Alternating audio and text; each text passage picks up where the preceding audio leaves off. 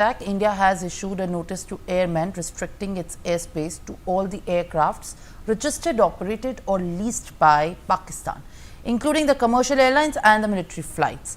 The airspace closure will be in effect from 30th of April to 23rd of May this year.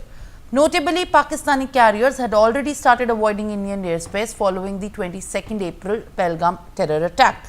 With India now officially restricting its own airspace, Pakistani airlines will be forced to take longer routes through the country such as China or Sri Lanka to reach Southeast Asian destinations like Kuala Lumpur, and Pakistan earlier had shut its airspace to Indian flights after the terror attack in Jammu and Kashmir.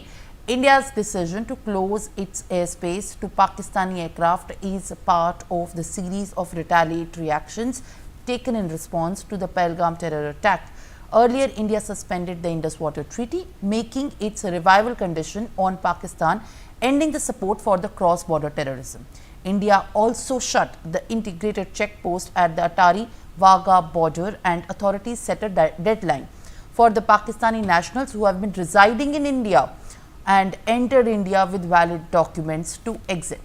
Also, all the visas issued to Pakistani citizens have been revoked, and travel under the SAARC visa exemption scheme is no longer allowed for Pakistanis.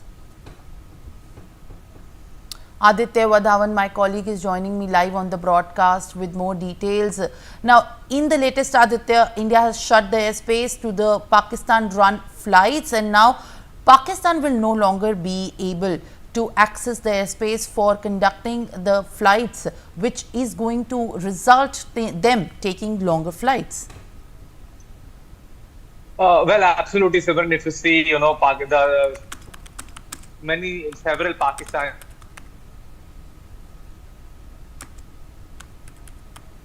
Indian airspace is closed for the Pakistani flights. Particularly if we talk about the Pakistani international airlines, they are already on the back foot, and this closure will affect their operations severely, because if now Pakistani flights have to travel to Southeast Asian countries and other countries, they will have to take a longer route, which will result in increased cost and increased fuel, which will definitely hit the financial structure of the Pakistani airlines. And it is recently due to some reasons, the Pakistani international airlines had to cancel their flights to several destinations. So it is indeed because even because at this juncture, even the Pakistani airspace is being monitored very closely. So that is why all the airlines in the Pakistan are on the back foot, and all their operations are cancelled for the time being. Yes, Simran. Well, all right. In fact, Aditya, thank you very much for sharing more details. Now, I'll request you to kindly stay on.